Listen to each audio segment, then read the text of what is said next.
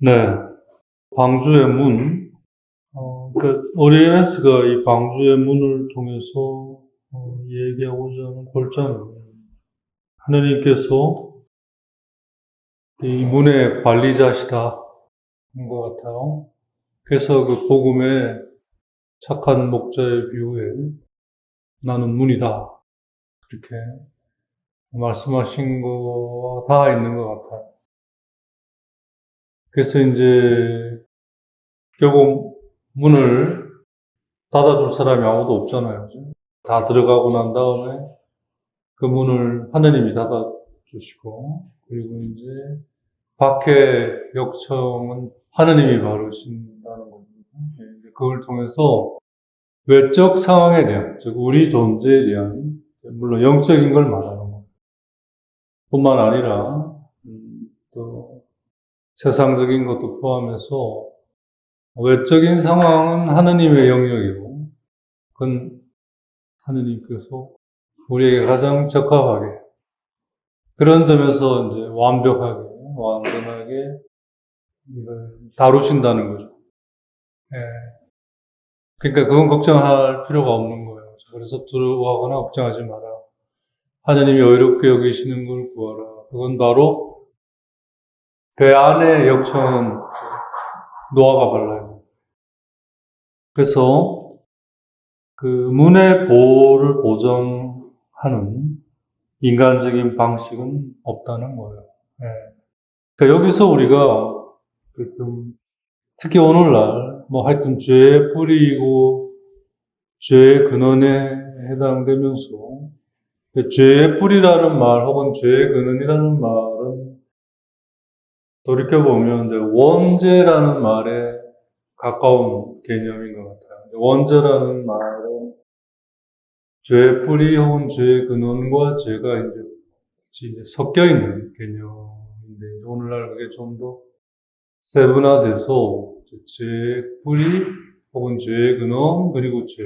왜 그렇게 됐냐면 죄가 바로 시작되질 않고 죄의 어떤 뿌리에서 죄가 이제 이렇게 잉태되는 거예요. 그래서 이제 창세기 4장에 그 카인에게 하느님께서 말씀하신 것처럼 막 카인이 화를 내고 이제 뭐 자기 재물을 안 받아준 거에 막 분노하고 이럴 때 이제 그 땅을 쳐다보면서 뭐 고개를 떨어뜨리고 뭐 그럴 때 하느님이 왜 그러냐 그러면서 죄가 문 밖에 도사리고 있다 이렇게 얘기하시면서 일깨워 주시죠. 이게 그런 걸 미루어 보면 우리가 죄를 짓기 전에도 죄의 뿌리 속에는 글쎄 그게 참 뭐라고 이야기하기는 어려운데 죄가 되면서 죄의 뿌리가 이제 성립이 되는 것 같아요. 죄가 죄로 되지 않고 죄의 뿌리에서만 끝나면 죄가 안 되는 거예요. 그러니까 죄는 굉장히 신비해요. 그러니까 사실 우리가 죄를 짓기 전에 죄의 뿌리는 우리 안에 그런 의미로 있었을 거예요. 그런 점에서 그건 어떤 라포트에 해당이 됩니다. 결함이나 부족함에 또 해당이 됩니다. 그러니까 우리가 그 죄에 대해 좀 더 가질 필요가 있는 게 죄와 죄의 뿌리, 죄의 근원 사실 좀 구분해야 돼요. 왜냐하면 죄의 뿌리에서 죄가 잉태돼서 죄로 옮아가고 여기서부터 이제 죄가 되면 죄는 이제부터 증폭을 하기 시작해요. 하나가 두 개가 되고 두 개가 네 개가 되고 이런 식으로. 근데 여기서 이렇게 가기 전에 알아차리고 돌아올 수 있는 거예요. 그럴 때 죄가 되지 않을 경우에 죄의 뿌리는 성립이 안 되는 거예요. 그냥 부족함 혹은 결핍. 이건 오히려 그래서 알게 됐기 때문에 충만함으로 이어져 가는 거예요. 아무 반응이 아직 이 영역은 아직 우리가 접근해서는 안 되는 하여튼 우리가 이 부분을 우선 착각을 많이 하는 것 같아요. 이 자체도 막 그냥 죄로 봐버리는 거예요. 그게 아니라 하느님의 여유가 있는 거예요. 그래서 두시는 거예요. 가라지도 두시는 거예요. 그런 맥락입니다. 분명한 이 길을 넘어가기 전에 돌아서는 게 알아차려야 돼요. 결국 문의 얘기와도 닿아 있는 겁니다.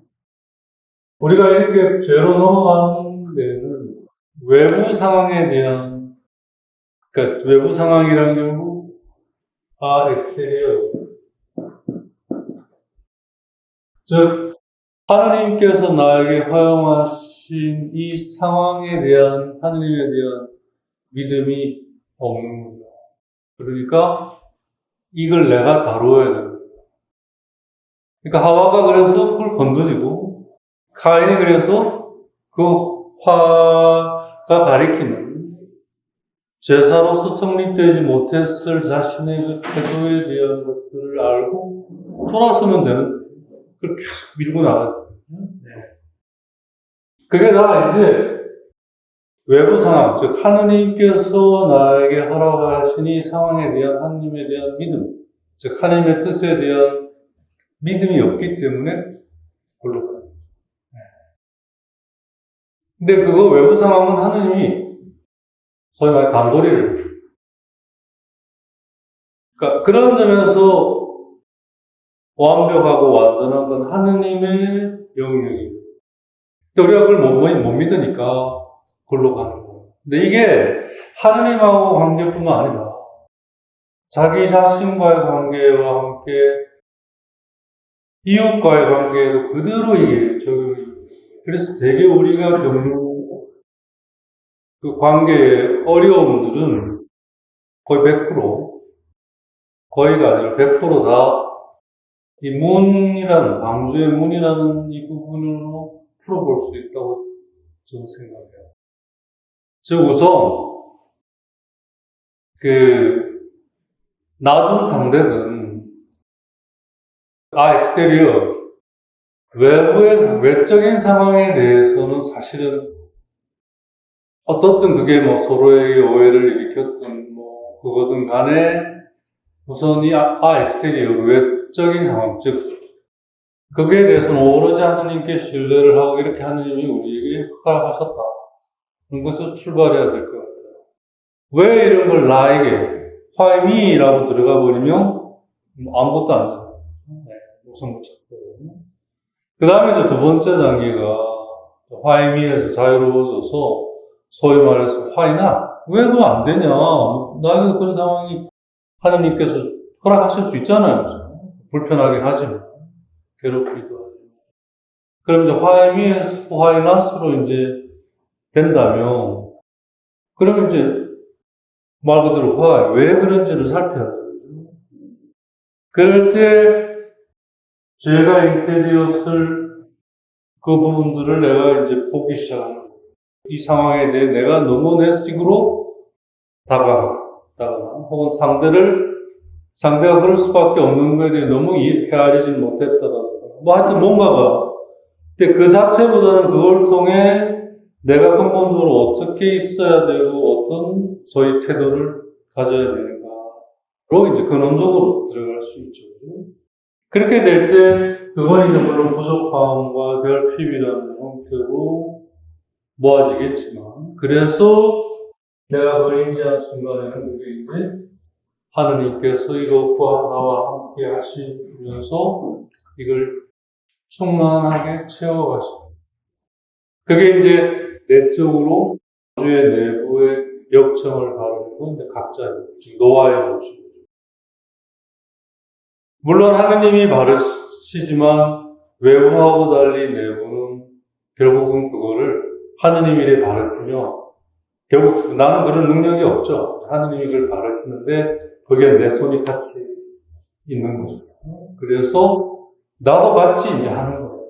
하느님이 하시지만 나도 같이 하는 거예요. 왜 이렇게 아빠나 엄마가 애들 손잡고 직접 하는데 애는 하는 게 아니죠. 엄마나 아빠가 하는데 애는 같이 손이 같이 있잖아요. 그죠? 목사님은 굉장히 그걸 좋아하고 자기가 하는 걸로 생각하는 거예요. 일종의 그런, 다시 말하면, 목자가 어깨에 양을 메고 돌아오는 그런 거. 근데 우리가 이 부분에 너무너무 취약한 것 같아요. 진짜 너무너무 취약한 것 같아요. 전혀 모르고 의식도 안 하고 자기 그거로만 봐버리는 거예요. 이 모든 거를. 그러니 뭐 완전히 무너지는 거죠. 망가지는. 그래서 믿음이라고 하는 거가 지금 이 문이라는 걸 통해 우리가 볼 수 있듯이 이 문의 관리, 문을 물론 만든 건 노아가 만들었지만 결국 그 문에 대한 관리와 그에 대한 모든 것들은 하느님의 영역. 그래서 이제 오리게네스가 이렇게 묻는 거예요. 어떻게 그 문이 닫혀지고 언제 닫혀졌나? 문을 만들고 모든 것이 문 안으로 들어간 후에 방주 밖에는 그걸 더 이상 사람이 없는 거예요. 다 뭐 정신없이 사는 사람들 외에는 방주에 관심 있는 사람은 노아와 그 자식들하고 그 며느리들하고 다 들어가 아무도 없잖아요. 그런 상황에서 그러면 누가 이 문을 닫았고 그 외부의 역청을 누가 발라줬겠느냐. 여기서 우리는 확실히 아수리아 명함, 수열 이런 거죠. 확실하게 하느님의 능력이 거기에 작용하고 있었음을 우리가 믿지 않을 수 없다.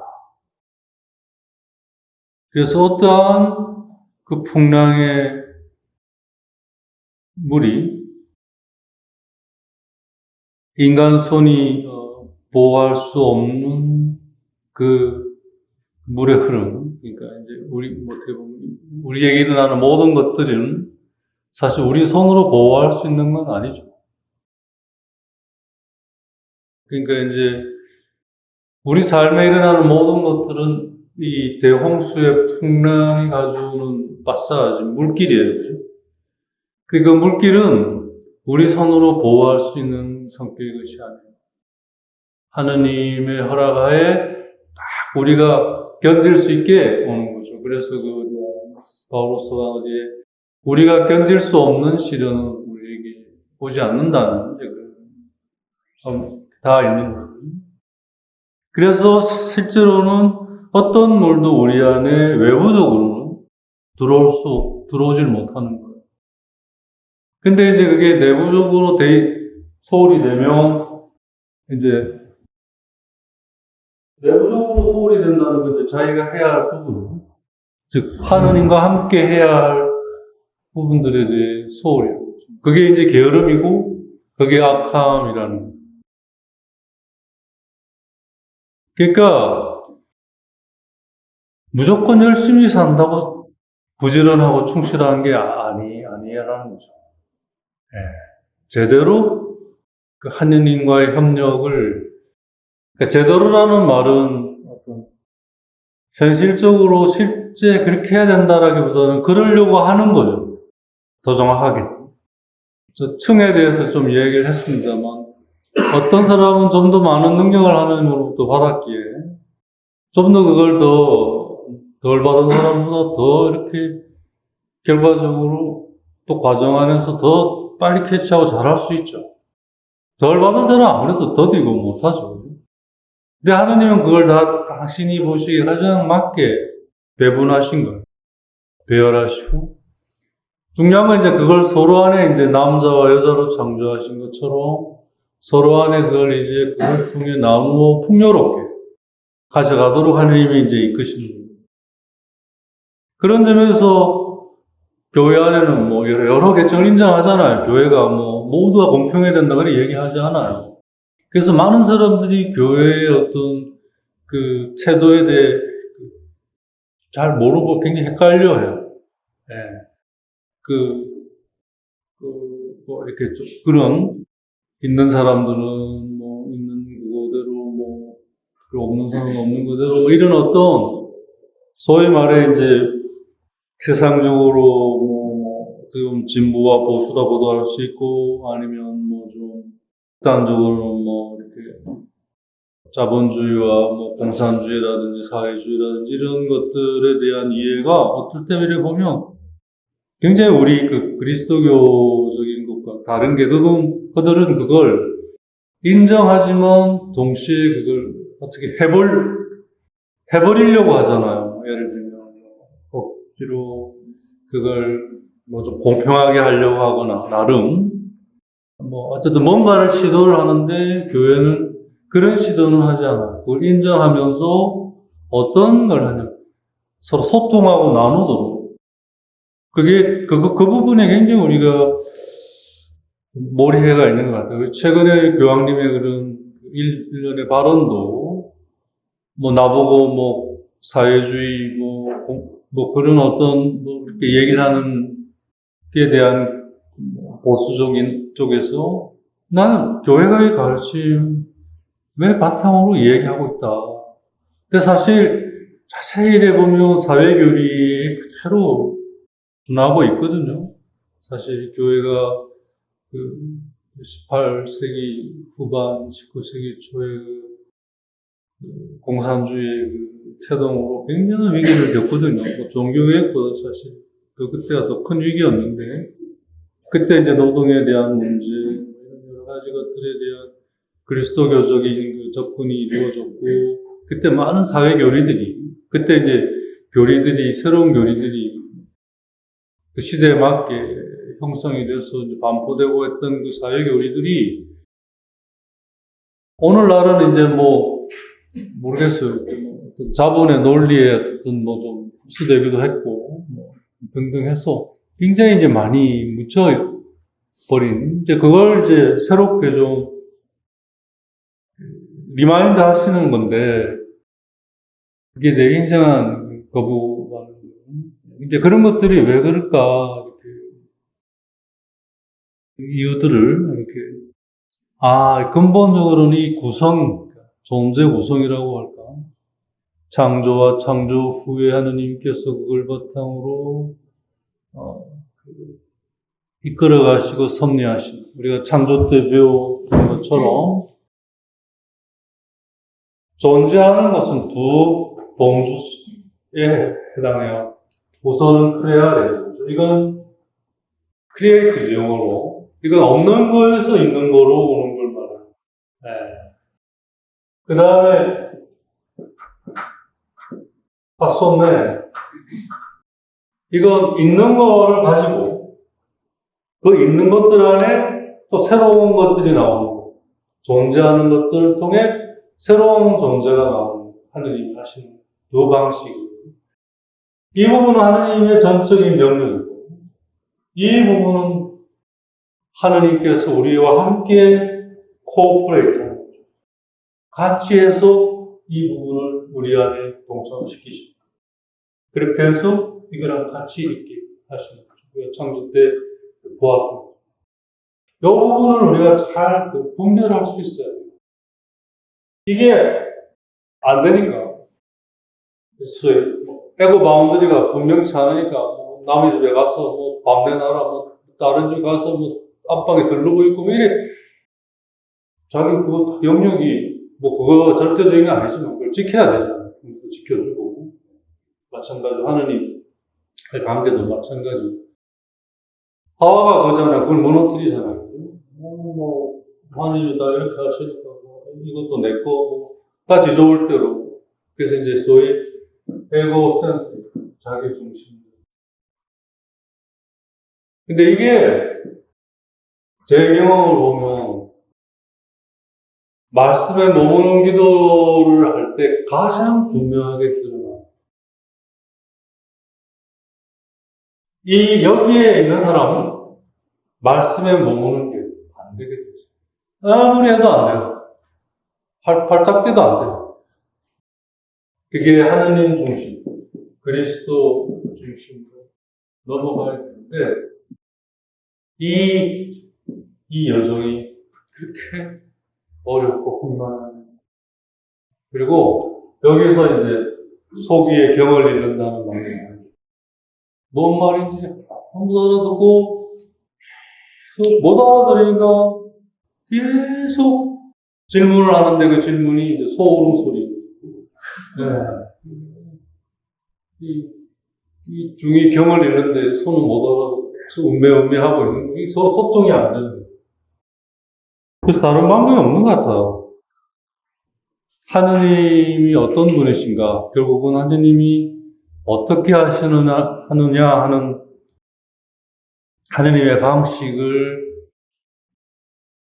배워 익히는 거 외에는 방법이 없는 것 같아요. 그러려면 이제 믿음이 있어야 되고, 그 안에서 믿음이 커가는, 성숙해가는, 믿음이 그냥, 나 믿는 거, 그거 아니에요. 믿음은 그걸 출발로 해서 성장해 가야, 커가야 하는 거죠.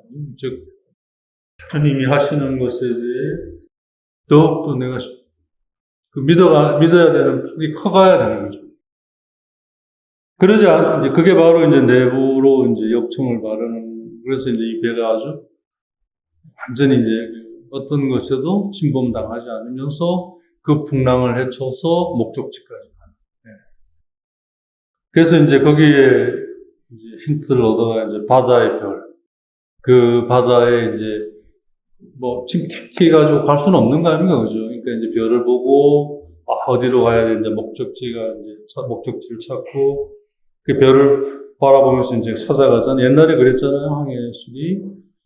그 바로 그 바다의 별이 성모님의 그 태도, 즉 피아트죠. 그죠?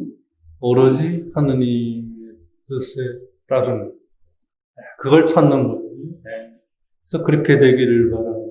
그게 바로 이제 이 항해의 안내인 거죠. 안내자인 거죠.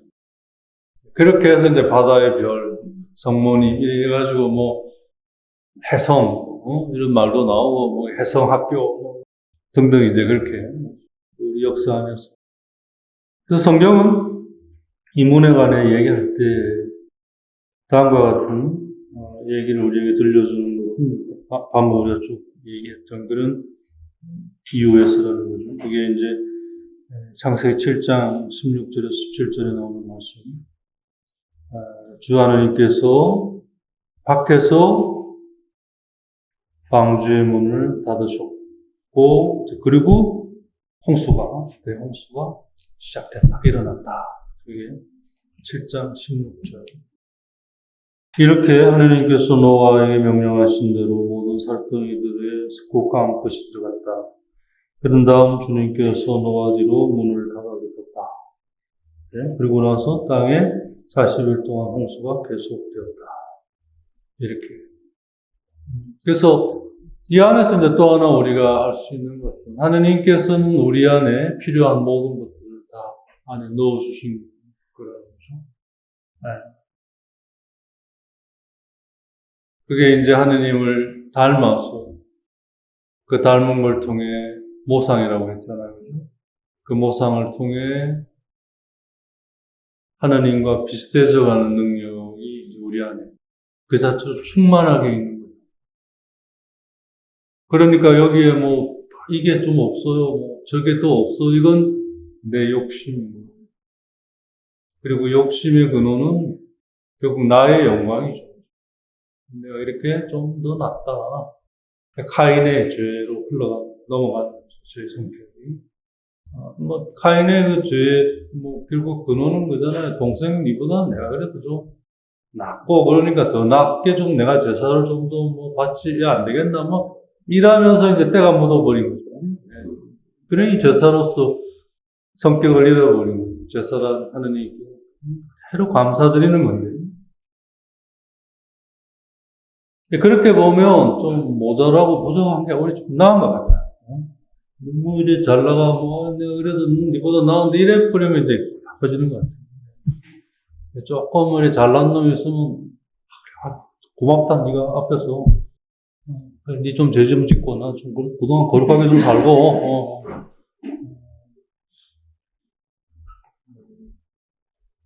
너무 그렇게 많이 움켜쥐고 있는 게 그 죄의 근원, 즉 그래서 이제 돈을 사랑하는 것이죠. 구체적으로. 꼭 돈이란 건 아니라.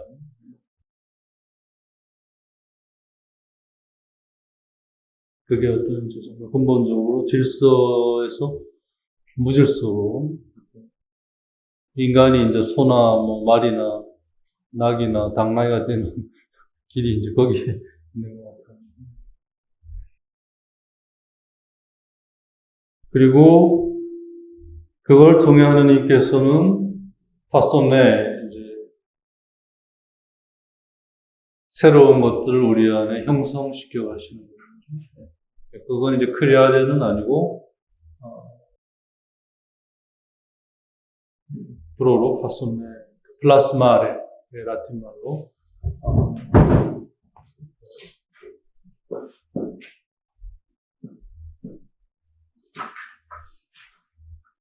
근데 이거는 이제 끝없는 그 어떤 프로그레스 때문에 앞을 향해 커가는 그러한 이제 형식을 가지는 거죠. 그러니까 이건 언제나 정거장처럼 거기에 이르르면 다음 것을 위한 준비가 되면서 이제 여기와 이별해. 다시 말하면 이게 다음의 것에 흡수되어 다음의 것 안에 있는 거죠. 그러니까 이제 여기에서 이르러서 여기로 가는 동안 이제 나는 이거에 집착하고 있으면 못 가는 거예요. 그래서 이제 새 부대는 새 수레도 있고 새 옷을 입어야 한다. 이것 때문에 내가 여기까지 올 수 있었잖아요. 여기까지 올 수 있었던 건 이거였어요.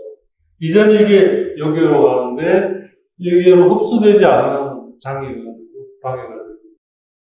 그러니까 이 플라스마의 영역, 즉 앞으로 커가는 프로그레스의 영역에서는 그래서 가난해야 움켜져 버리고 그게 비록 나를 이 순간까지는 보호하고 지켜주고 키워주었다 하더라도 다음 단계에서 완전한 방해꾼이 되고 그래서 여기에 걸려서 커가지 못하고 그냥 계속 커가긴 가야 되는데 그것 때문에 못 크고 막 이제 이러니까 뭐죠? 힘들어지는 게 이게 이상해지는 거예요. 그래서 이제 아직 그 광주의 근본 기본 구조에 대한 얘기들이라면 이 안에서 벌써 그 오리게네스는 하느님께서 하시는 이 모든 말씀들 안에 그 어떤 질서와 그 어떤 구성 원리와 그걸 이끄시는 당신의 그 뜻 찾고자 하는 게 이제 몸에 배인 거죠, 이분은. 이걸 그대로 이제 어떤 하느님을 만나고 하나님을 찾고 만나고 그 안에 머물러 그렇게 되어가고자 하는 이런 믿음의 태도가 없으면 이런 그 자체가 안 들리는 거죠. 사실 안 들리는 거죠. 그래서 진짜 매번 딜레마를 겪는 것 같아요. 그래서 그 문에 대한 얘기 마지막에 대홍수 후에 노아가 물이 땅의 표면에서 줄어들었는지를 이제 보기 위해 처음에 이제 까마귀를 보내고 그다음에 이제 비둘기를 내보내고 하잖아요, 그죠? 그때 그 내보낼 때 문을 열어 내보냈다고 하지 않고 창문을 열어 내보냈다 이렇게. 창문이 우리로 어떤 마음, 그러니까 즉 영혼. 그래서 우리가 하나님과 소통하는 것 근본적으로. 문은 이제 근본 구성 질서고 이제 창으로 소통하는 거죠. 창. 그러니까 이제 이사야서 45장 9절 10절에 나오는 것처럼 오직 그릇이 자기 만든 도공한테 왜 날 이렇게 만들었냐, 여기 손잡이가 없지 않냐, 그쵸, 뭐, 오지 그릇에 손잡이에, 뭐, 받침에, 뭐, 그러면 오지 그릇이 아니죠, 그죠? 막그릇이잖아요, 그죠? 그러니까 이제 창문으로 소통하는 그거에 우리가, 그 질서, 그 이끄심의 원리를 이해 못하면 자꾸 이제 문을 건드리려고 하고, 그건 이제 결국 나의 근본 구성에 대한 하느님에 대한 불평과 불만으로 갈 수밖에 없고, 그건 근본적으로 하느님이 하신 거에 대한 불신으로 이어지는 거죠. 근데 사실 그걸 자세히 들여다보면 세상의 기준이 오지그릇이라고 얘기하는 거지. 누구도 사실 하느님께서 너 오지그릇이야 하는 하지 않아서 하느님에게 다 소중한 그릇인 거죠. 그리고 그것이 나에게 효과만. 그래서 바로 나인. 그래서 내가 거기에 대해 그렇게 당신 뜻대로 하시기를 바랍니다. 라고 응답을 했기에 그 다음에 것들이 이어져서 내가 있게 되고 진행되는 거잖아요. 그죠? 그게 성누리째 무너져 버리니까. 그래서 내 양띠. 자기 자체가 무가 돼버리는 거예요. 근데, 솔직히 저도 젊은 시절 그런 시기가 있었던 것 같고요. 보면 여전히 우리가 그래서 이제 죄인 것 같아요. 죄인이다. 하느님에 대한 근본 믿음이 그런 데서 아주 강하게 엉그러져 있는데, 그걸 못 보고, 그냥 현상만. 그게 다 이제 자기가 본 거죠. 자기가 경험하고, 근데 그게 진짜 동굴인 것 같아요. 주님께서 이 세상에 오셔서 그 동굴에 갇혀있는 이들에게 빛을 비추셔서 그들에게 해방을 주셨다라는 그 말씀이 뭔지, 물론 뭐 플라톤의 그 동굴의 비유에 미리 그런 것들이 좀 얘기되긴 했습니다. 자기 안에 갇혀있는. 네. 근데, 정말, 나오라고 아무리 얘기를 해도, 하긴 그게 들리면 나오겠지. 왜 그 안에 있겠어요? 안 들리는 거예요. 안 들린다는 말은 뭐냐면, 다르게 들리는 거예요. 자기 식대로 듣는 거니까.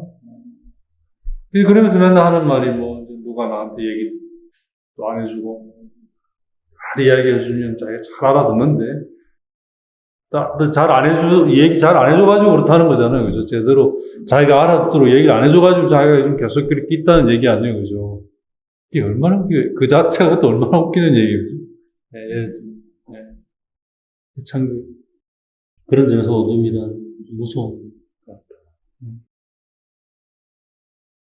이제 결국 하느님이 이루신 크레아레와 플라스마레의 그 원리와 원칙, 그 질서에 대한 큰 신뢰, 믿음이죠. 그리고 이제 그게 실제로 내 안에서 이제 내재화되고, 그게 이제 커가는 과정 안에 내가 이제 가난해져가는. 그래야 하나님과 함께 할 수 있다. 내 거를 계속 고집하고, 내 거만, 그래가 갈 수 없는 길이에요. 네, 문에 대한 얘기죠. 다음은 이제 프로비지용. 그러니까 이제 안에 들어갈 때 모든 것들을 보존하기 위해, 그죠? 다 하나씩, 한 쌍씩 뭐, 이렇게 데리고 들어가잖아요. 과함도 없고, 부족함도 없고, 가장 적합한 상태. 그리고 거기에 따른 뭐 양식들도 이제 다 가지고 들어갔죠. 물론 그거 과연 어떻게 가지고 들어갔을까? 그거 뭐, 그건 우리가 고민할 건 아닐 것 같고, 그렇다는 거를 이제 인정하는 거죠. 그런 점에서 우리 안에 기본적인 양식은 우리 자체 안에 충만하게 있다는 거죠. 사실 그걸 외부에서 부족하다고 여기고 구해할 이유도 없고 구할 수도 없고 구해지지도 않는 거예요. 중요한 건 이제 그걸 내 안에 내면 안에서 이제 소위 경작하고 재배하고 cultivate 그래서 이제 시리클레 순환 속에 두는 겁니다. 무자비한 주인의 비유인가? 거기에 나오잖아요. 그 길을 떠나기 전에 종들에게 5미나, 3미나, 옛날 말로 5달란트, 3달란트 주고, 그걸 이제 잘 우리가 사용해서 나중에 나랑 생을 치르자. 그리고 이제 떠나자. 돌아와서 셈을 치르는데, 5달란트를 받은 걸 잘 사용해서 또 5달란트를 받는, 3달란트를 받은 걸 또 그걸 잘 써요. 또 3. 또 하나가 그대로 생긴 거잖아요. 하나님 주신 그게 그대로 또 그대로 하나 생긴 거예요. 네. 잘했다. 그거 좋다는 거잖아요. 선하다는 거. 그걸 충실히 이해를 했다는 거예요. 근데 이제 하나를 받은 좀, 그냥 갖고, 그거 안 이루려고 그거만 갖고 싶은 거예요. 똘똘 싸면 땅에 파묻어 버렸다고. 그때 이제 주인이 종에게 이제, 왜 그렇게 했느냐. 내가 뿌리지도 않은 데서 거두고, 이제, 그러니까 하느님은 그 셈 치르는 데 있어서는 얄짤없다 이런 얘기. 네. 그래서 봐주세요, 깎아주세요, 그런 게 없는 거예요. 그때 얄짤없이 그래요. 그때, 그걸 우리 본역은, 또 놀이꾼에게 줘서 그걸 불리고 했어야 되지 않느냐. 좀 표현이 그렇다. 이제 찾아보니까 말 뜻은 그런데, 근본 그 뜻은 그래요. 이게 서큘레이트라고 그러잖아. 순환하는 거예요. 이게 뭐냐면 이게 순환한다는 게 여름, 봄 되면 여름이 되면 가을이 되면 겨울이 되면 봄, 이렇게 순환하는 거잖아요. 똑같은 게 이어지지만 매번 사실 똑같은 건 아니죠. 네. 그런 걸 말하는 거죠. 즉, 하나님이 우리 안에 주신 모든 것은 그 자체로 부족함이 없어요. 과하지도 않을 뿐 아니라 부족하지도 않고 적합. 그래서 그걸 의롭다고 얘기하시죠. 하나님과 인간의 관계는 근본적으로 의로움의 관계. 어떤 것도 맞아, 올바라. 그게 아니고요. 이게 조금 하고, 그러니까 그래 여기니까 하와는 그걸 건드려 버리고 부족하다고 여기니까 탐욕이 어디서 나와요? 부족하다고 여기는 건 어느 거예요. 근데 그 부족하다고 여기는 건 사실은 뭐예요? 내가 부유하기 때문에. 더 가지려고 하는 건 부유하기 때문에. 그래서 하나님이 주신 걸 경작해요. 집에. 그게 바로 순환 속에 드는 거예요. 경작한다고 해서 내가 뭘 하는 건 아니죠. 땅이 다 하잖아요. 땅이 그 계절에 맞게. 왜 그렇게 하지 않았냐? 그러면 그게 한 알이 여러 알로 수확이 되고, 또 그거는 또 여러 알로 수확이 돼서 30배, 60배, 100배, 결실을 맺는데. 왜 그렇게 하지 않았느냐? 지금 이제 다음 단락에 프로비지용. 프로비지용이 이제 양식을 저장한다. 이런 뜻이거든요. 그게 우리 안에 그 자체로 주스티스, 가장 적합하게 주어져 있다. 그걸 의심하면 안 된다는 거예요. 그게 아주 잘 드러나는 게 아까 말씀드린 이사야서 45장 9절에서 10절 의 말씀이에요. 근데 이것도 이렇게 얘기를 그냥 해도 그게 이렇게 안 하다는 게 이제 자기에게 그렇게 집착해 있는 거죠. 그래요. 성경이 이렇게 있어서 그렇긴 한데요. 근데 제가 지금요 또 글로 들어가 버리는 거예요. 참 하게. 그래서 조금 거기서 이제 조금 뭘 하면 섭섭하고 아픈 거죠. 신부님마저도 나한테 이렇게 멍경에 골치 아파지는 거예요. 불행하여라 자기를 빚어 만드신 분과 다투는 자, 오직 그릇 한 조각이 지나지 않으면서 그렇게 하는 자. 진흙이 자기를 빚어 만드는 이에게 당신은 뭘 만드는 거요? 당신이 만든 것에는 손잡이가 없잖소 하고 말할 수 있느냐? 불행하여라 제 아버지에게 뭘 낳고 계십니까? 하고 여인에게 무엇 때문에 상고를 겪고 계십니까? 하고 말하는 자. 뭐 이러면 이제 끝난 거예요, 그죠? 뭐 어떻게 하겠어요, 여기서 이제. 참 비참해지는 거죠. 예. 노아는 방주 안으로 자신들이 먹을 것과 이제 동물들이 먹을 이제 양식들을 이제 가지고 들어갔습니다. 여기에 대해서 오리게네스가 특별히 더 하는 건 없어요. 뭐라고 얘기하냐면, 주님이 노아에게 하신 말씀. 너희가 그 안에서 먹어야 될 그것들을 취해서 가지고 방주 안으로 가지고 들어가 저장해놔라. 그래서 노아는 주님이 명령하신 대로 했다. 여기에 이제 초점이 있는 거죠. 주님이 말씀하신 대로. 근데요, 그러면은 뭐 이게 되면 이게 이렇게 되는데 뭐, 근데요가 없는 거죠. 그죠? 모든 거의 그 시작이, 그죠? 그러니까 모든 엉뚱한 것의 시작이 그잖아요. 그런데요, 근데요는 사투리인가? 그런데요, 그게 없는 거죠, 그죠? 그런데요가 이게 이제 다리가 돼서 여기서 올라 넘어가 버리잖아요. 그죠? 요것만 빠지면 못 넘어가요. 그런데요가 하나 없을수록, 그게 이제 단순성이죠. 단순함. 그냥, 여기서 말하는 셀프리스트의 단순성은 복음에 말하는 설도지를 말하는 거죠. 그냥 그대로 믿는 거예요. 이게 바로 이제 주스티스죠. 의로운 거죠. 복잡성이 아니에요. 컴플렉시티가 아니에요. 이게 이제 영어로 파워예요. 그렇지만 뭐 이게 이제 그걸로 끝나는 거예요. 왜냐면 이 다음부터는 이제 믿고 따르는 거죠. 근데 우리가 참 이 부분에서 우리 지성 훈련이 정말 그 세속적으로 된 것 같아요.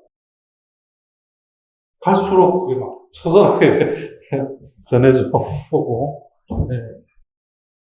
저에게 일어나는 큰 변화의 시작도 보니까 어느 날부터 하우에버가 많이 이제 빠지기 시작한 것 같아요. 그래봐야 뭐 나만 괴로우니까, 야, 이게 알구나. 이렇게 하나씩 접다 보니까, 뭐, 좀, 뿡또 해도 되더라고. 그 다음은 믿고 따르면 되니까. 오히려 그게, 생플리시티가 단순성이 그거죠. 그래서 내가 거룩하니 너희도 거룩한 사람이 되어라 할 때 그 거룩함이 사실 생플리시티입니다. 네, 그러니까 하느님처럼 되어간다는 건 단순성이에요. 이게 네오플라토니즘의 그 플라토니스의 그 성차인데, 플라토니스가 이제 오리게네스가 어린 시절에 같은 그 철학 스쿨을 다닌 동문 수학한 사이에요. 그리고 이제 그 학교를 나오고 졸업하고 플라토니스는 이제 철학으로 계속 갔고 오리게네스는 신학 성서로. 근데 그 네오플라토니즘이 플라톤의 그 사상을 새롭게 이제 이해하고자 하는 운동이었거든요. 그 가운데 이제 핵심이 우리가 그 잘 아는 루스, 우리말로는 일자라는, 이게 참 철학을 외우긴 했지만 뭔 말인지 참 못 알아들었어요. 루스가. 이 결국 심플하게 얘기하고 이거예요. 모든 건 이 루스에서 시작이에요. 루스에서 이제 나온 에마나시온, 나오는데 발출, 에마나시온. 여기에서 나오는 건 하나일 수는 없죠. 왜냐하면 이거보다 나온다는 건 이걸 수는 없죠. 이것과 가장 근사한 근사치죠. 근데 근사치는 원형과의 관계에 있어서는 다수예요. 그러니까 이제 두 개죠. 그럼 이건 또 거기에 이렇게 이제 해서 모든 관계성을 이해해. 네오플라톤에서. 근데 여기서 이제 중요한 게 이렇게 내려올수록 이거에 부족하니까 그만큼 복잡해지는 거예요. 다시 말해서 여기서 이해할 것보다 여기서 이해하는 건 그만큼 더 모자라는 이해예요. 그죠? 그러니까 모자라는 이해는 어떤 현상을 하죠? 더 복잡한 거예요. 여기에서보다는 이게 더 단순하고 또 여기에서보다는 이게 더 단순하다기보다는 심플해요. 딱 하면 딱 알아듣는 거예요. 그러니까 중얼중얼거려도 알아듣는 사람은 알아들어요. 못 알아듣는 사람은 아무리 큰 소리로 왜 큰 소리로 이야기하세요? 이렇게 이제 주제가 바뀌어요. 내용을 안 듣고 왜 큰 소리로 이야기하세요? 먼저 그게 기분 나쁘다 이거죠. 이야기가 바뀌어버리는 주제가. 이제 그렇게 이제 복잡성이란 열등함을 말하는 거죠. 네오플라톤. 그래서 이제 맨 첫 시작, 일자. 그래서 일자죠. 근데 이제 이건 번역이고, 히란 말로 누스란 가장 완전한 인식의 삶, 인식 논문. 여기서는 딱 하면 알아듣는 거예요. 그러니까 우리가 하느님 앞에 섰을 때 그런 상태인 거예요. 딱 아는 거예요. 나가 그렇지 않다는 거예요. 근데 그렇지 않지만 그 하느님을 향해 달려온 사람은 그거를 메워갈, 채워갈 것들이 스타시움이라고 정거장, 계단들이 쫙 있는데 형성되어 있는데 여전히 이제 가면 되는 거예요. 근데 이게 없는 사람은 계획을 느끼는 거예요. 그게 부자와 나사로의 비유에 아브라함이 얘기하는 그래 죽고는 싶은데 내가 너한테 갈 수가 없다. 너도 나한테 올 수가 없고 그런 거. 확실히 기억이 안 나는데 강원도에서 서울로 온 길이었어. 그날 좀 바빠가지고 제주를 부린다고 빨리 차선을 바꿔야 되는데 그쪽 차선이 좀 붐비니까 여기에서 조금 더 해가지고 나중에 이제 들이밀기 해야지 하고 가다가 지나쳐버린 거예요. 제가 생각한 것보다. 그러니까 이제 거기서 이렇게 들어갔어야 되는데 그리 안 하고 이제 그렇게 가다 보니까 이제 그게 하여튼 희한한 길인데 중간에 이제 이게 분리대가 나오기 시작하면서 이제 못 가는 거예요. 와, 분리대가 그렇게 무슨 강의 때문에 막 갔어야 되는데 막 땀이 나더라고요. 정말 분리대가 싫었던 적이 없었어요. 그때. 정말 이거만 없으면 내가 이제 저쪽으로 들이밀면 되는데 분리대가 있으니까 진짜 뭐 차를 들고 갈 수도 없고 그때 그래 뭐 어쩔 수 없다. 다음 엑스트에 나가서 또 제주도 다시 가봐야지 뭐. 그래 사람들이 그래 뭐 제 시간에 가면 놀랄 거야. 그런 사람은 어떻게 제 시간에 가? 온갖 이제 이걸 뭐 이제 위로를 하면서 이제 가면서 이 생각이 나더라고요. 갈 수 있다고 여겼지만 사실은 못 가는구나. 그게 부자와 나사로의 부자가 이래 보고 물 한 방울이라도 우선 이제 내가 좀 갈 수 있게 그게 안 되니 물 한 방울이라도 그것조차도 오고 갈 수 없고 그러니까 우리가 한번 소통이 막히면 진짜 아무것도 오고 갈 수 없잖아요. 그죠?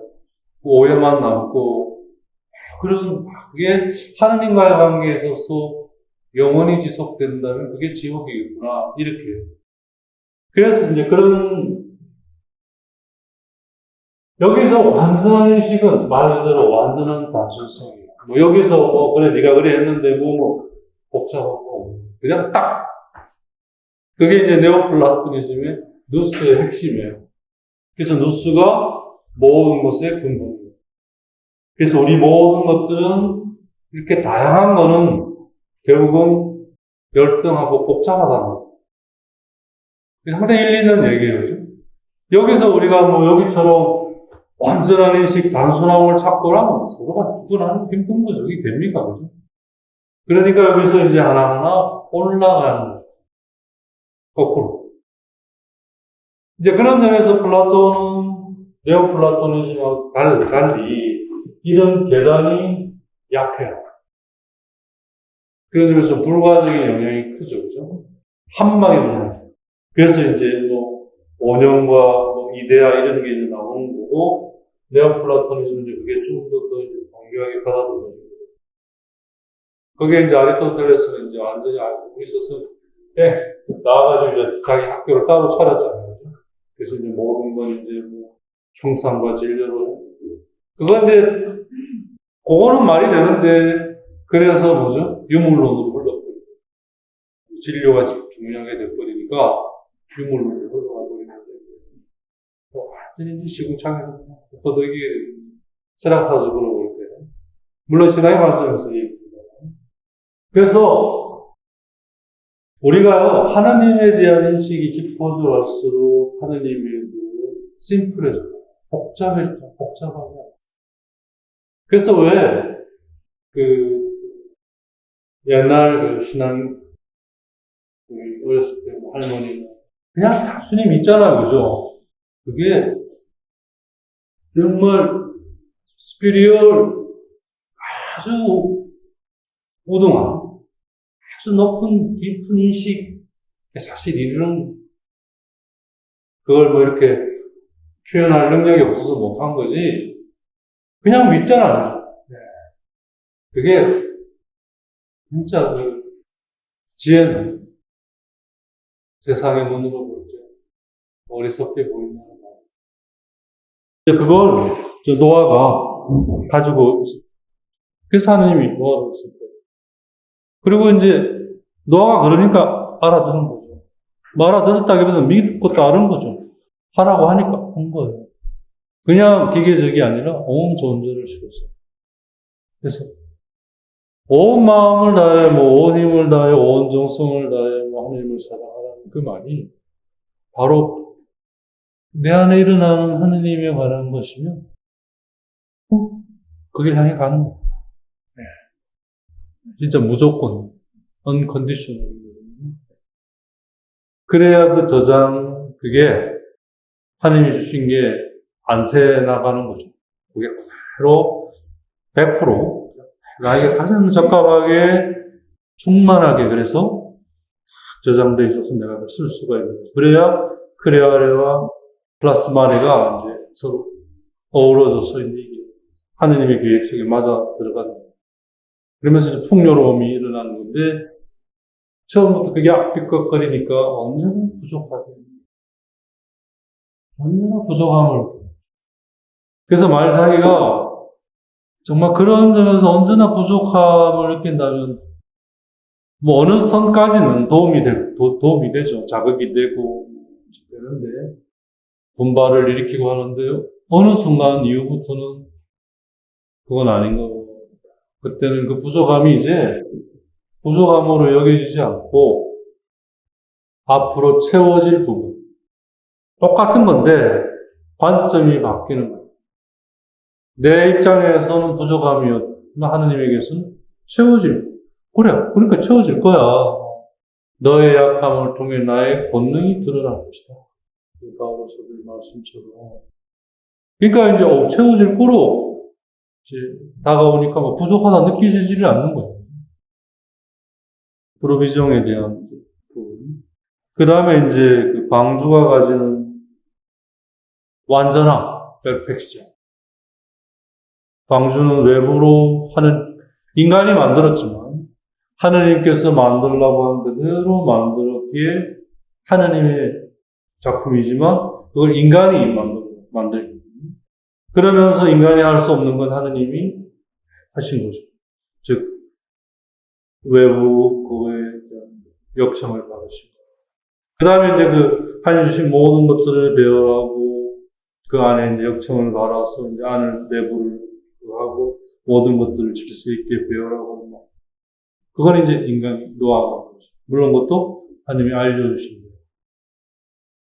그러니까 이걸 통해서 이제 우리가 하나님과 인간의 관계의 근본 구성이 어떤 건지 좀 완전히 알 수 없지만 개괄적으로 좀 이제 이해할 수 있죠. 네. 그리고 이제 이거의 이니셔티브, 주제권은 하나님이 이제 하시는 거예요. 그리고 이제 우리 그걸 따르면서 알아가는 만큼 그 안에 내가 참여할 수 있는 거죠. 근데 이제 알아가는 것이 언제나 뒤쳐져 있죠. 하면서, 그렇구나라고 아는 거죠. 그러니까 아는 거는, 알게 된 거는 더 정확하게 말하면 그게 벌써 내 안에 딱 자리를 잡은 후에요. 그게 자리를 잡기 전에는 내가 하고 있어도 모르고 하는 거예요. 내 마음이, 내 기억이, 내 의지가 내 안에 그렇게 일으키기 때문에 잘 보세요. 하고 있는 거예요. 근데 아직은 잘 몰라요. 그렇지만 그 외에는 다른 대안이 없으니까 하는 거죠. 그러다가 그게 이제 내 안에 어느 정도 자리를 잡고 나의 한 부분이 될 즈음에 하는 거죠. 그때 딱 매듭이 친다고 할까요?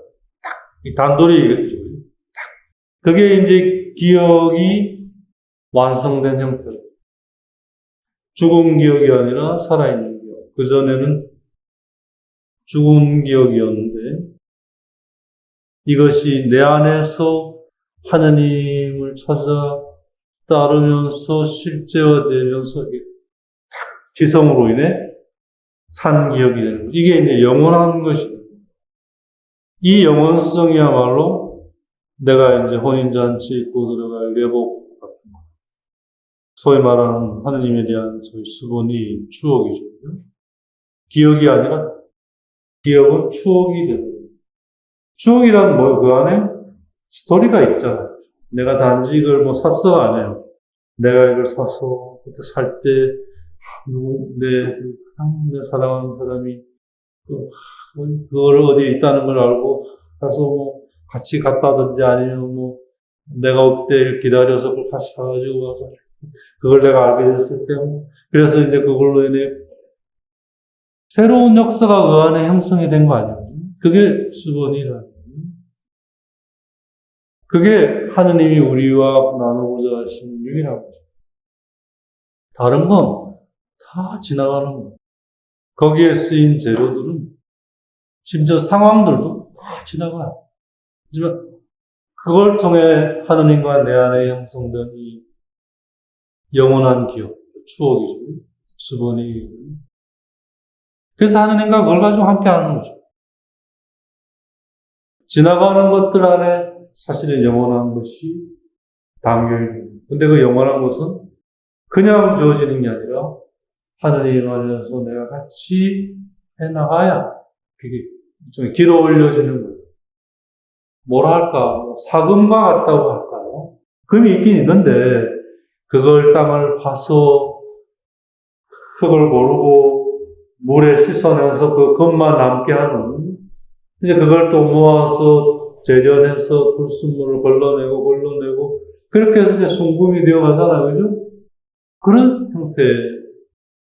근데 우린 그냥 그걸 덜러먹고 그거 찾으려고 하니까 백화점 가서는 살 수 있을지 몰라도 하느님과 관계하시면 그렇게 될 수가 없는 거죠. 하느님은 그 과정, 그 여정에서 함께 하면서 함께 했던 그걸 소중히 여기고 귀하게 여기시는 거예요. 그런 점에서 좀 여성적인 거죠. 남자들은 그런 것보다 아무래도 좀 결과적인 게 좀 강하다고 하면 여성들은 결과적인 것도 중요하지만 하여튼 과정도 굉장히 중요하게 여기잖아요. 이제 그런 점에서 이제 방주가 갖고 있는 완전함은 이제 어떻게 표현이 됐냐면 이 대홍수에 물이 이제 막 퍼붓기 시작할 때 그것이 이제 우선은 그때 우리가 봤죠. 나중에 보겠습니다. 더 세밀하게 보겠습니다만, 이제 넓이, 그 다음에 이제 높이. 그래서 이제 높이가 점점 상부로 갈수록 줄어드는 상태예요. 경사지는 거죠. 네.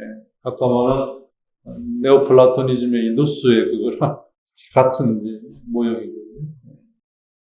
그래서 마지막은 한 구도로 이루어진 그 지붕이죠. 그래서 이제 그 꼭대기, 옛날 말로 용마루라고 그러죠. 꼭대기는 한 구도로. 그래서 이제 거기서부터 이렇게 아래로 비스듬히 이제 내려오는 구조.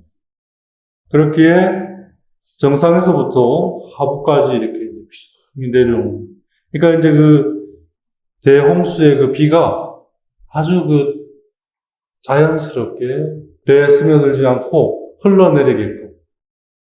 만일 천장이 열려가지고 천장이 크고 밑이 조그만 거꾸로 된다 그러면 바로 그냥 물 들어가 가라앉아버리니까. 근데 정반대. 그런 점에서 하느님의 것이 나의 그 가장 위의 것에서부터 흘러내려 하천부까지 그러니까 내려가는 형태. 그러니까 외부에 불순한 것들은 들어오지 못하고 내부의 하느님의 것은 위에서 그걸 받아서 아래로 끝까지 스며들어가요. 그러니까 이제 우리가 그 십자가 요한 성인의 그 다이어그램, 그림에 잘 나타나지 않습니까? 여러분들이 오징어 그림이라고 이름을 붙여서. 맨 상층부가 피라고 베이컨. 상이죠, 상. 그러니까 모상이죠. 하느님과 인간의 관계의 그게 상이라는 게 거울에 비친 내 모습을 상이라고 하잖아요. 그러니까 상이 있으려면 원형인 내가 있어야 상이 있습니다. 내가 사라지면 거울에 상도 없습니다. 그러니까 인간과 하느님의 관계는 하느님이 계시기에 인간이 계시고 자세히 보지 않으면 똑같은 거예요. 우리가 이게 의식 없이 상을 보고 자기랑 똑같다고 여기서 이제 하잖아요. 그죠? 사실은 물리적으로 이게 거꾸로 맺혀 있습니다. 그러니까 그냥 보면 인간하고 하느님하고 똑같은 거예요. 근데 다른 건 인간은 하느님에게 온전히 속해 있는 거예요. 하느님이 없으면 본인도 없는. 그게 이제 우리 마음으로 이해하는 것이죠. 영. 그거는 아까 말한 대로 피아트. 근데 거기에는 하느님께서 나를 내어놓으셔서, 하느님께서 당신을 내어주셔서 그렇게 내가 될 수 있었던 거죠. 근데 그건 각각 고유해요. 획일적이지 않아요. 그리고 그 각각 고유함에 대해 각자는 피아트를 하는 거예요. 그렇게 하십시오. 그렇게 되기를 바랍니다. 어거스틴의 얘기예요. 그렇게 우리가 이제 마음으로 온전한 믿음 안에 그렇게 피아트를 함으로써 하느님이 그러면 그걸 통해 실제로 나와 닮아 비슷해져 갈 수 있는 능력을 주신 게 소위 람, 영이고 영혼이라고 이름을 붙여서 그 기능이 기억과 기성과 의지. 이 기억 속에 하느님은 당신에 관한 모든 것들을 다 담아놔 주셨어요. 그게 선언적이죠, 우리는. 하지만 이건 있긴 하지만 사실은 그 자체로는 죽은 거예요. 이게 하느님께서 이 꼭지점이 아까 말한 내 마음의 한가운데 있는 샘. 왜 봉쇄수도원에 가면 정원에 꼭 샘이 있어요. 그게 하느님과 인간이 만나는 그 꼭지점. 아까 말한 방주의 꼭대기. 인간이 참으로 거주하는. 이게 이제 신비의 어떤 점이거든요. 이걸 통해 하나님이 내 마음 안에 오시면 기억이 그걸 알아. 근데 지성은 아직 그걸 정확하게 알지는 못해요. 그냥 감지할 정도죠. 그걸 일단 의지를 통해 내 육, 노관 안에 내 육을 통해 스며드는 거예요. 스며들어서 그게 나를 형성시켜가면서 어느 정도 그게 채워질 때, 형성될 때, 지성이 우선은 몸으로 감지를 하는 거예요. 감지한 걸 아는 거예요. 그렇구나. 그때부터 빨리 움직이거든요. 의지가, 그걸 모아서 지성을 통해 기억하면서 그 기억이 갖고 있는 내용을, 생명을, 영원성을 불어넣는 거예요. 그게 현대보고 영원한 것이죠. 그게 마음을 통해 하나님께로 드려질 제사였고 제물이고. 그렇게 되면 하나님 또 거기에 맞게, 그만큼 이제 그러면 내가 성장한 거잖아요. 그럼 거기에 맞게 또 하나님이 오시고 이 과정을 통해 또 커가고 또 거기에 맞게 오시고 이렇게 시리큘레 상태로 들어가거든요. 이렇게. 그게 바로 이제 방주의 꼭대기점에서 물이 흘러 밖에서는 들어오지 못하고 안에서는 끝까지 내 존재 전체까지 흡수되는. 그래서 그렇게 형성시키는. 그래서 이보다 더 적합하고 더 나은 형태는 있을 수가 없어요. 그렇게 이제 이것이 안정성을 가져오는 스타빌리티. 그 안정성은 그 바닥에 이제 방주의 이 배가 각각 구성된 그게 사각의 나무를 이렇게 사각형으로 잘라서 아주스테 맞게 이렇게 붙인 거잖아요.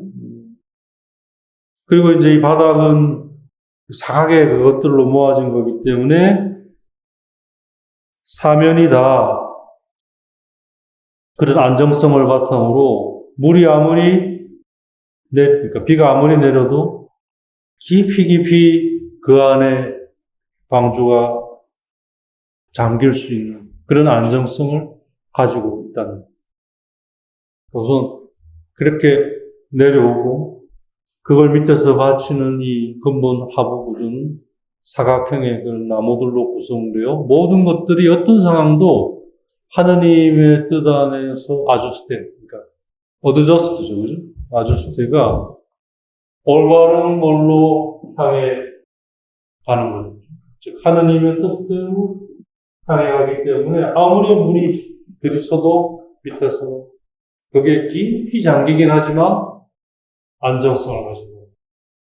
그래서 어떤 종류의 파도가 쳐도 또 바람이 불어도 그 안에 있는 것들, 인테리어, 내적으로 있는 어떠한 것들, 아지타시온, 동요와 흔들림을 결국 가져다 줄 수 없다는 거예요. 흔들리면 흔들릴수록 그 흔들림을 안정적으로 쌓을 거 아니에요. 잘못 쌓아서 좀 흔들리면 다시 그걸 쌓아서 또 안정적으로. 흔들릴수록 내버려 두는 게 아니라 그걸 더 안정적으로 다시 이제 또 쌓는 거죠. 그죠? 그래서 흔들림을 통해, 이 상황에서는 흔들림을 통해 더 안정적인 형태로 나가는. 안정적인 건 그대로 안정적이고, 안정적이지 않은 것은 그걸 통해 안정적이지 않으니까 안정성을 찾아서 아지타시온이 일어나지 않도록 쌓아가는. 그래서 근본적으로 이 배가 앵크린에 어디에도 근본적으로 기울어질 수 없는, 흔들리긴 하지만 흔들릴수록 내부적으로는 안정성을 구하게 되고, 그래서 더 그래서 침몰할 수 없는. 그러니까 이제 하나님은 그걸 통해 우리를 더욱 단련시켜서 당신의 사랑, 당신에게 맡겨줘, 당신을 닮은, 그에 맞는 당신과 비슷해진 가는 인간을 형성시켜 가십니다. 그 아지타시온, 동요나 흔들림이 나쁜 게 아닌 거예요. 질서 속에서는 그게 더 나를 공고하게 하는 거예요. 우리는 그거에 대한 이제 이해가 일천하면 할수록 그걸 자꾸 없애달라. 안 일어나게 해달라. 하느님 내 뜻이 펼쳐지지 않게 기도하는 거예요. 그죠? 그, 베드로가 막 예수님을 붙들고 오죠. 그런 일이 일어나서는 안 됩니다. 이렇게, 이제 예수님이 정말 그 인간의 일만 생각한다고 나무라시지 않습니까? 그런 점에서 좀 근본적으로 우리가 어떻게 있어야 하는지에 대한 것들을 따라줘야 하나님께서 함께 하실 수 있는 거죠. 그래, 오늘 여기까지 하시고.